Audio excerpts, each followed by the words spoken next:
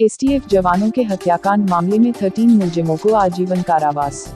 बांदा में गुरुवार को विशेष डकैती कोर्ट ने 15 साल से चल रहे एसटीएफ के जघन्य सामूहिक हत्याकांड मामले में 13 मुलजिमों को आजीवन कारावास व आर्थिक दंड की सजा सुनाई है। 22 जुलाई 2007 को फतेहगंज थाना क्षेत्र के बघोलन गांव के जंगल में दस्यु अंबिका पटेल उर्फ ठोकिया गैंग द्वारा मुठभेड़ से लौट रहे एसटीएफ जवानों की गाड़ियों में अंधाधुंध गोलियां चलाई गई थी, जिसमें 7 एसटीएफ के जवानों की मौत हो गई थी। वहीं 8 जवान घायल भी हुए थे। आपको बता दें कि घटना 22 जुलाई 2007 की है, जब चित्रकूट में डकैतों का बड़ा आतंक था।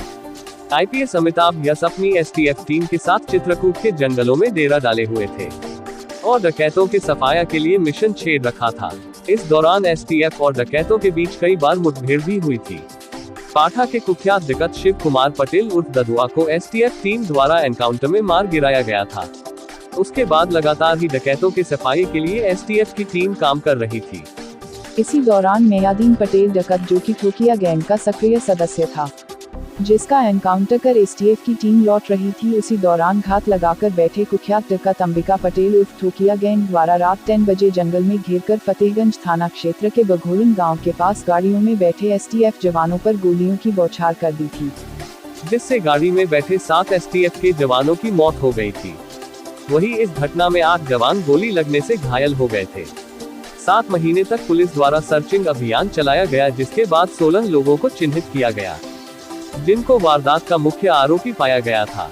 सभी हत्यारोपी डकैतों में 2 नाबालिग और 14 अन्य लोगों को चिन्हित किया गया, जिसमें डकैत अंबिका पटेल की पुलिस एनकाउंटर में मौत हो चुकी है।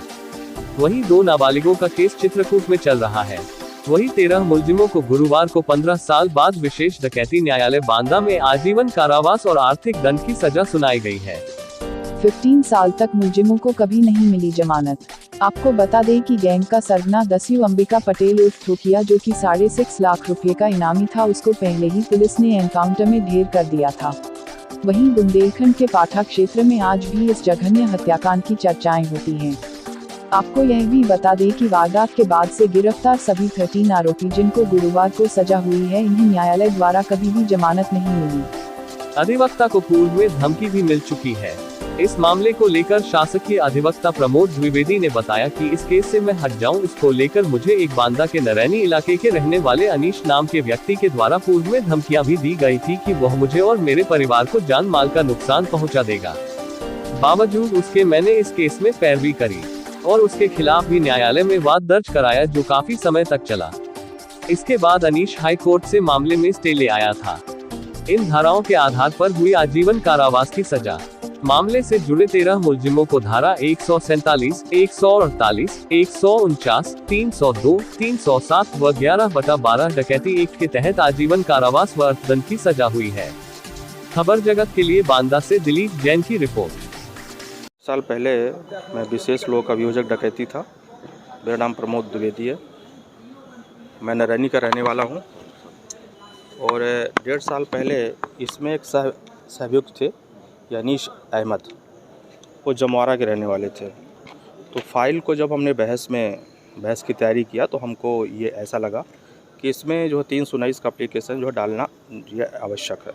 तो मैंने अभियोजन को मजबूत करने के लिए 319 सीआरपीसी का एप्लीकेशन डाला था, जिसमें ये मुझे धमकी भी जो मिली थी और ये भी हुआ था कि आप पैसा ले लीजिए, पैसा रुपए का लालच दे करके, और जो नॉट प्रेस एप्लीकेशन के जो किए जाने के लिए कहा गया था। लेकिन मैं जो माना नहीं और उसमें मैंने आर्गूमेंट भी किया, जिसमें 319 जो है स्वीकार भी हुई थी और अभियुक्त अनीश अहमद निवासी जमवारा तलब भी किए गए थे, जो इस समय हाई कोर्ट से स्टे लिए हुए हैं। टिल टू नेक्स्ट डेट उनका स्टे चल रहा है। और उसी मुकदमे में, उन्हीं के नाम से मुकदमा है, सरकार बनाम अनीश जो आदि, ये थाना करबी में जो पंजीकृत हुआ था 2007 में। इसमें एसटीएफ के 7 जो है कमांडो जो है वो जवानों का आम जो मर्डर नरसंहार जो किया गया था, उसी फाइल में मैंने अनीश को जो तलब कराया था, उसी में जो मेरे को जो धमकी मिली थी। आज जो फैसला हुआ है, उस फैसले में इस समय जो जेल में बंद है 13 मुलजिमों को, उसमें 7/25/35 आर्म्स एक्ट और 4/5 एक्सप्लोसिव एक्ट में दोष मुक्त किए गए हैं सभी लोग, 13 लोग। और 147, 148, 149, 307, 302 और 11/12 डकैती एक्ट में सभी को जो है आजीवन कारावास की सज़ा सुनाई गई है। कौन सा मामला था इस केस में, क्या हुआ और कब का मामला था, क्या था पूरा मामला? ये ठोकिया गैंग का मामला था जिसमें एसटीएफ के 7 जवान शहीद हुए थे। अब वही मामला चलता रहा जो आज निस्तारित हुआ है। 2007 से लेकर के आज तक चला है। आज निस्तारित हुआ। ये कब की घटना थी और क्या हुआ था? ये घटना 22/7/2007 की थी। फैसला क्या है? इसमें फैसला सभी हर अलग अलग उसमें जो है जो धाराएं थी अलग अलग धाराओं में सब फैसला आया है। आज 302 और डकैती में 20,000 और आजीवन कारावास हुआ। सभी मुलजिमों को ये 12 मैं बता रहा 12 अब तक जो अपराध है सभी 13 अभियुक्तों को जो सजा हुई है आज सुनाई गई है। 13 अभियुक्तों कुल 16 अभियुक्त थे, 2 जुवेनाइल थे। चलिए हम बता रहे हैं जी ये मुकदमा अपराध संख्या 326/2007 का मामला है। ठीक पूछ लेंगे। एक व्यक्ति बता दी, कोई एक अलग अलग बता दी। भाई बार हटानी पड़ेगी ना। अब वकील साहब ही पूरा मामला। वकील साहब क्या था पूरा मामला, किस तरह की घटना थी और क्या फैसला? मामला 2007 में एसटीएफ के कुछ जवान अपनी कामिंग करके वो ऑपरेशन पे आ रहे थे। तो ये ठोकिया गैंग के पहाड़ी से लेकर के इनको बड़ी बेरहमी से इनको ऊपर से गोली, जिसमें 7 एसटीएफ के जवान शहीद हुए थे। और वो मामला ये चलता रहा। 16 लोग कुल मुलजिम थे, 2 जुवेनाइल थे, एक की मौत हो गई थी, फौत हो गई थी। 2 का मामला करबी में चलता रहा, बाकी 13। तो ये साथी जो हमारे ये अमिल साथी हैं, ये इन्होंने पूरे मुकदमे को शिद्दत से लड़ा और इनमें आजीवन कारावास की सज़ा 3 से 2 में।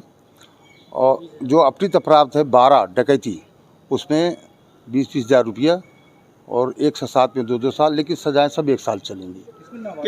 नाबालिग 2 थे, वो जो नाबालिग को करबी में जुवेनाइल कोर्ट पे चल रहे थे। किस घटना को अंजाम दिया था, कब दिया था? ये घटना ये तो सख्त अपराध है। इन्होंने ये हत्या, ये सामूहिक हत्याकांड था।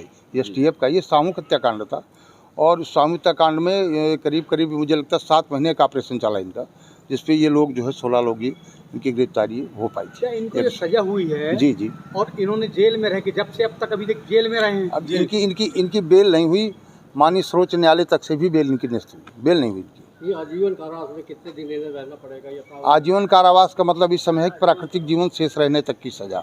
जब तक जिंदगी है। नहीं, पहले 14 साल का नहीं, अब ये अलग है। ये जो आपका वो था ये 2012 का। अब जो आया है तो प्राकृतिक जीवन शेष रहने तक की सजा आजीवन में।